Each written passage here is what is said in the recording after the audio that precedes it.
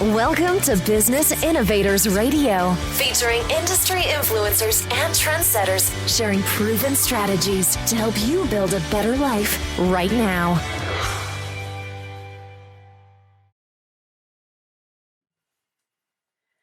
Hi there, I'm Tanya Healy, and today we have a real treat.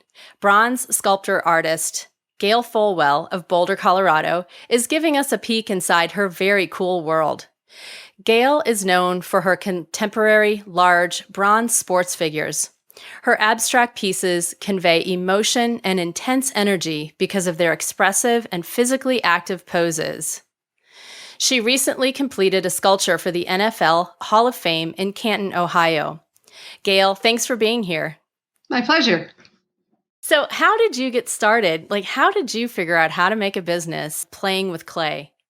I actually switched careers sort of midstream, but I was an artist always. So I had a design profession going, and I think design drove what I do or how I sculpt now anyway. But I like deadlines. I like working with people, and I took one crazy little sort of introduction to sculpture as an adult, certainly, and I kind of flipped out. And I had a fabulous design career going, and I came home and told my poor husband, I got to sculpt. I think I'm going to change professions, which I'm sure terrified him, but it was a good leap of faith, I suppose. And so you were teaching before this, right?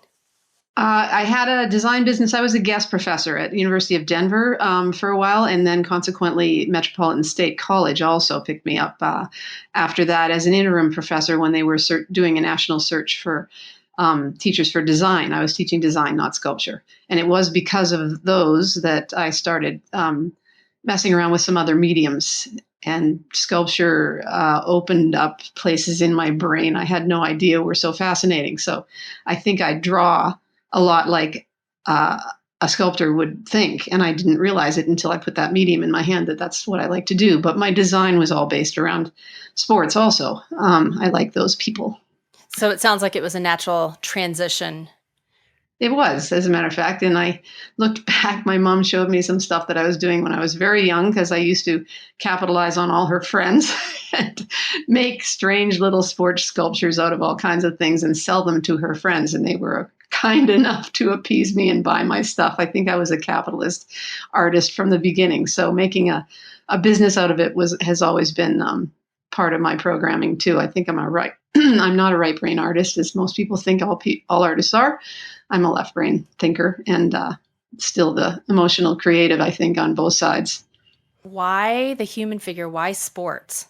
I think we all connect with different things on different levels. And that in my family was what we did in our downtime to make connections with each other. And if you trap your kid on a golf course or on skis and a chairlift in the car going to wherever you go to do your sport, that's when we all merged and bonded with each other. And I think artists want to make, all of us are doing what we do to make connections. So I think I do sports because I connect with it on a small, mini, my little world scale. I'm sort of on a quest to give eternal life to the adrenaline buzz, because I know what it's like to go really fast and scare yourself and compete and do all that stuff. And if I can make art that I can reconnect with that, especially as I get older, because I can say I don't go downhill on a bike quite as fast as I used to, but that buzz that you get from doing whatever turns you on is something that I'm trying to manifest in a piece of clay, let's say.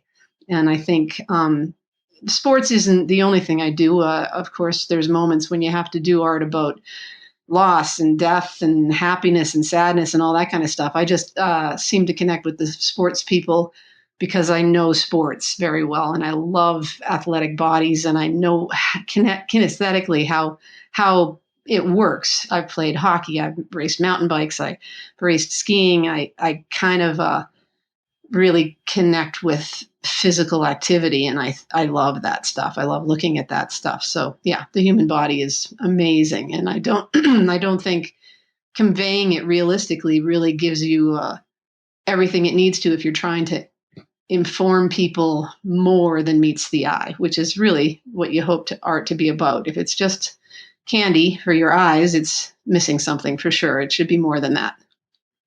I have had the honor of seeing some of your pieces and your work.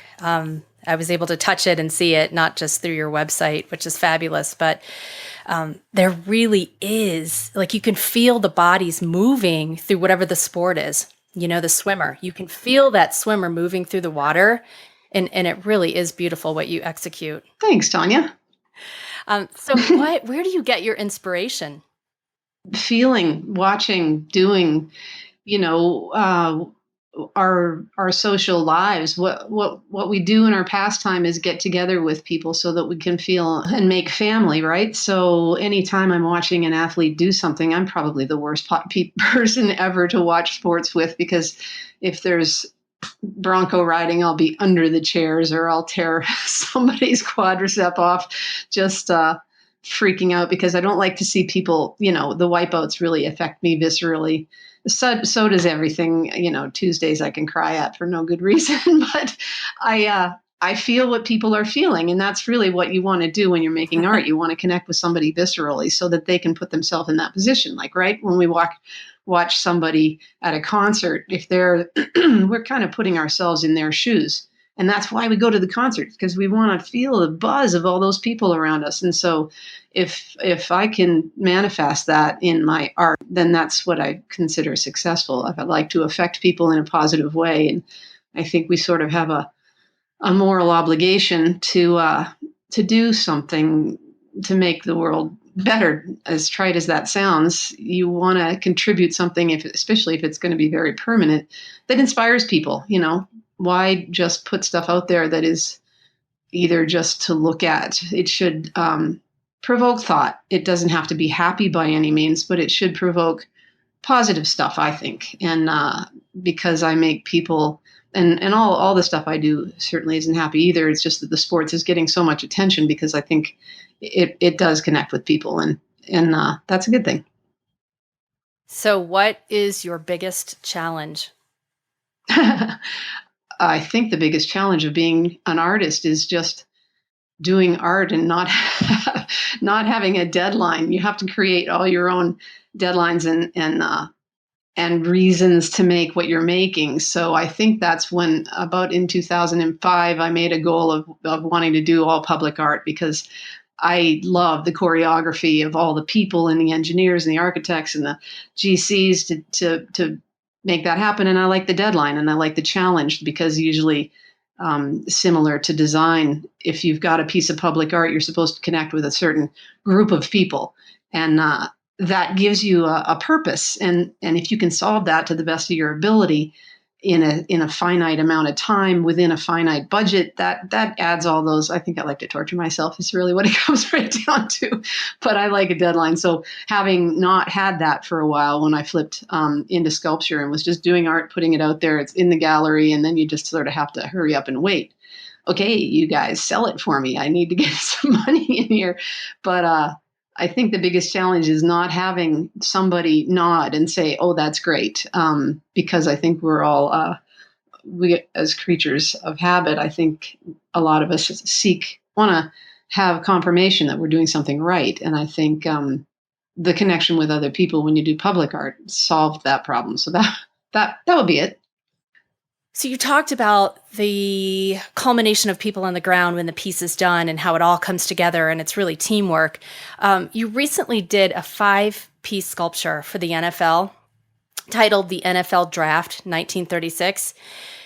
Tell me a little bit about that project and how you actually got those bigger than life-size pieces to Canton, Ohio, and then on the ground. Oh, sure. Okay. That piece was quite fun. Of course, again, it was a competition. The the Pro Football Hall of Fame came up with the 11 greatest moments in pro football history, and the competition as it manifested. A couple of us won awards to do different pieces. So I got to pick my moment in football history, and I usually do really super physical stuff, but when they were talking about all these different parts of football history, one of the most intriguing visual conceptual ideas for me was the combination of back in the early days of football and the NFL, and the people that were involved were that a lot of the players were the business guys. And so there wasn't a distinct difference between the guys that are in the suits and the guys that are on the field. Some of them crossed paths all the time and played both of those. And Bert Bell in particular, who that piece is about, because you can't, if you looked at it or saw a picture of it, the guy in the middle has a suit on, and in the 30s, everybody wore fedoras or hats like that. So the guy that's holding the snap for the football is in a business suit and he's got a suit and tie, but he's basically in control of the ball. He's going to hand it off to the quarterback, and he's flanked by his offensive line. And so he's one of the guys on the team. And that concept of them wearing sort of both shoes or both hats, if you will, was what I thought would make a really cool sort of question in people's heads, or what's that about, and try to convey that really Bert Bell in particular was working in the interest of the business and the game and the athletes and the fans. He was kind of on everybody's team, and he did all these really, really cool things. One of them being he was the guy who conceived of the draft. And so who are you going to hand that ball to be your quarterback, let's say? So that's where my head was when I got that commission. But getting it, and then, as it goes, bronze is cast, and there's lots of different foundries all over the country. The piece was for Canton, Ohio, but as it turns out, Berkeley, Moosey Artworks is a foundry I'd never worked with, but I had been in contact with, and they gave me a great bid. So I actually cast the piece. I sculpted the piece and cast it in California. And then bronze is just like anything else. You put it on a flatbed and you drive it across the country. And then and all the drawings and engineers and the stage that was built, it's a whole big concrete, 26-foot wide sort of pedestal podium with a backdrop, because the piece had a specific site. I had to make a back wall for it, if you will, because we had a parking lot behind us, and you can't put an organic sculpture in front of a bunch of cars or it'll just disappear into the abyss. So it was a whole sort of design of everything with the lights and all that. And my husband is an architect, and he helped me design that. So that was all being built while the sculpture was being made. We craned it across, trucked it across the country, and then you crane it into place, and it's all set up to sort of connect the way that you've designed it to connect. And they came over the back wall, and we dropped them into place. It was really pretty fun. That part's just the most fun, because everybody sort of finds it interesting when you're moving big art with a crane. I find it interesting. It's pretty funny. People were guessing who the guy in the hat was, and they thought it was Hallis or Bert Bell and all kinds of different people. That's so exciting. I want to be on one of those projects. Come on over. There's one going on for Marshalltown, Iowa right now, and another one for Notre Dame University. Wow. Well, I was actually going to ask you if you had any cool commissions coming up or in the works. I do. I'm so excited about these two pieces, and I just got the actual go-ahead to say it out loud. So you are the first to hear, although we put a little bit on our social media. We won a commission with Marshalltown, Iowa to do, and it's new for me, I'm doing cut steel. They had a budget that they wanted something really huge, but they didn't have a big enough budget. Bronze is so crazy expensive that their budget would have maybe manifested a life-size single person, and that wouldn't really have much impact. But they wanted to do something, and it's a really cool project. It's the Roundhouse, this sort of landmark architecture in Iowa, and it's a basketball arena that has a cool history. So I'm doing cut steel. I'm doing these 3 silhouettes of cut steel that'll be brightly colored red, white, and blue, which is the color of the high school there that plays most of the time at that gym. It also has other things going on in it, but it's going to be 22 or 20 feet high and about 22 feet across. And these 3 basketball players, it's called drills, and they're kind of coming together like all the kids in the gym with balls, and they're hitting at the shoulder. You can walk right underneath it. And because it's a new material for me, it's not really new, because in design, I did a lot of signage and cut metal in various ways for restaurants and what have you. But for doing a huge installation of art like that will be very different. And I think I'm going to fabricate it on the East Coast this time because of the people that do what they do, but that'll be fun. And then I'm doing an unbelievable project for Notre Dame and working with the people that are making the new student center. And I have a hardware company.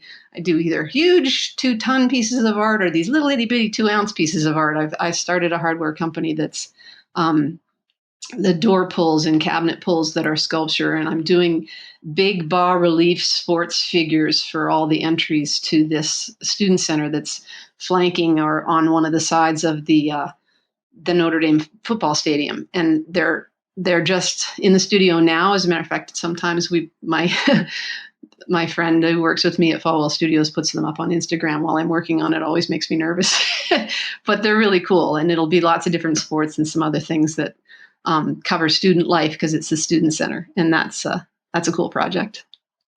That I cannot wait to see. You were talking about Handle the Art, which I did want to ask you about as well.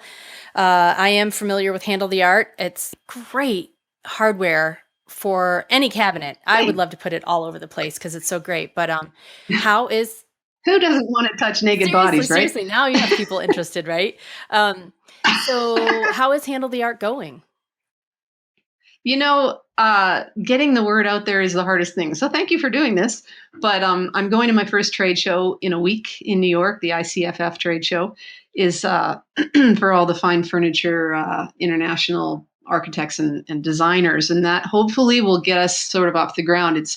That's the big trick. You can have a great product, but if nobody knows about it. So getting in front of, I've been lucky in our crazy, silly, don't know what we're doing marketing attempts. We've gotten a little bit of press in Interior Design Magazine and Lux and some other places. So in bits and pieces, orders are coming in, but that will be a big one. And we'll see how it looks at the trade show. Because every time a designer sees it, they think it's really cool. So I just need to get a bigger presence in the market, I think. And all that kind of stuff takes a long time to manifest because first you have to find a client who wants a kitchen with fine art on their cabinets. And that sometimes takes a year. So they might see it now and it might not come in till who knows when. But I'm hanging in there. I believe in it. Yeah, that's going to reach its tipping point soon. Thank you. Soon. Handle the Art. It is really great stuff. So I can't wait to see that just fly. So after you put all this emotion and passion and time into these pieces, whether it's for Handle the Art or, your big commissions, are you ever sad to see a piece go? That's a great question, but no, not at all. The cool thing about bronze is you make molds. So almost all the pieces that I do have an edition number. So of course I can't have any monuments, but when I finish, I only make 9 in an edition because I really don't want to have to do it over and over and over and over again. Some people make 100 and some people make gazillions, but 9 is the old traditional number because that's when the mold started to get crappy because they had such lousy rubber. But as a traditional number in reproducing bronze, they're considered originals if there's only 9 because, the artist is involved. So I only make 9. And when I sell 9, then I make an artist copy for me. So I don't have to say bye-bye to any pieces like a painter would, for instance. If I make a piece that I love, love, love, when I sell, when or if I sell all 9 in the edition, I will then make an artist copy for myself or one of my kids or something like that so that I can keep my favorite pieces around. And if it's really, really favorite, I'll make one earlier. So speaking of seeing pieces go, or not go, where are some of the coolest places that your art has ended up?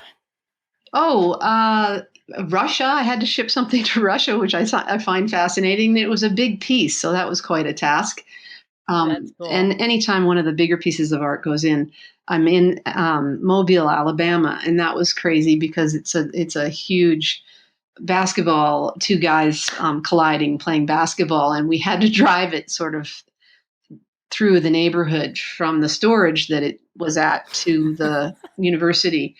And so we were walking down the road, sort of holding it straight, hanging off a crane behind a truck. And that was kind of funny, but that's not really what you asked. My stuff, I don't even know where a lot of my stuff ends up. I've got a collector in Japan. And that's always exciting because then I can call myself an international artist, even if I don't really know what that means, but it's all over the place. And that's kind of cool. That's very exciting. So do you remember the first piece you ever sold, the first big commission piece? Big commission, of course, Vail, the skier in Vail. And as you know, skiing is near and dear to my heart. So that commission absolutely blew my mind. I was not prepared at all. I thought I was presenting among a bunch of other artists. And really, they had already narrowed it down. They just wanted to know how I would do what I was going to do. But they fortunately for me, they didn't realize I'd never done any big public art before. They never asked that question. So I was quite capable. It's just doing the same thing bigger. But that was my first huge project, and it was one of a kind. And a person that negotiated it was my fabulous gallery in Vail, Claggett Ray. And they negotiated a buyout so that I wouldn't have to try to make money off of selling multiples. They said, okay, well, if you only want one of a kind, it's going to be a pretty penny. So they are amazing, and we got our first monument, and that one sort of set the stage so that I could get other monuments. So that was I will remember I remember the day I got every commission, because I usually cry. Well, I do remember having a glass of wine with you and a few other lovely ladies to celebrate that commission. So it's, it was very exciting to see that go into place. Nice. So I have one last off the wall question for you before we wrap it up. What music did you rock out to on the way to work today? Today is Saturday, Tanya. Well, you still have to get to the studio, right? Yeah, I do. But today, I do have to get to the studio, but it was a mellow day. I was actually listening to Yo-Yo Ma, which is really off-piste for me because it's usually Nirvana or, oh God, all kinds of different. I'm all over the map these days, but I was listening to Hosier. I don't even know how you say his name, but for the last hour, probably because I was trying to calm down for you, I was listening to Yo-Yo Ma play Bach. It's all good. That's exciting. Music. That's another exciting. One of the arts that's supposed to heal the planet. I think arts should heal the planet. Well, we made it through successful. And so I just have one last question. And if there's anything else you want to add, feel free. If someone wanted to see your art in person, where would they go? My studio is always open in Boulder.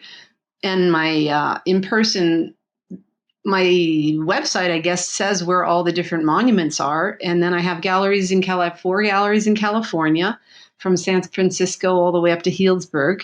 And I have a gallery in Vail and a little bit of art in Denver.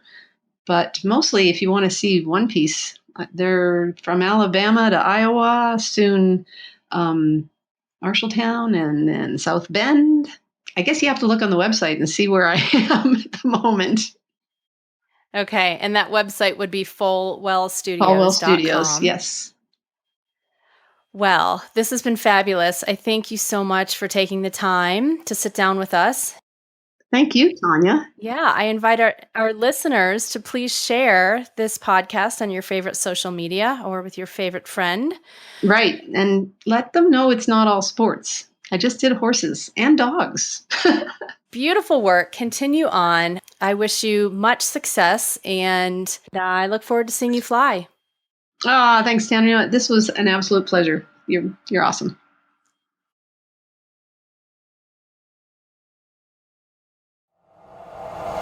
Thanks for listening to Business Innovators Radio. To hear all episodes featuring leading industry influencers and trendsetters, visit us online at businessinnovatorsradio.com today.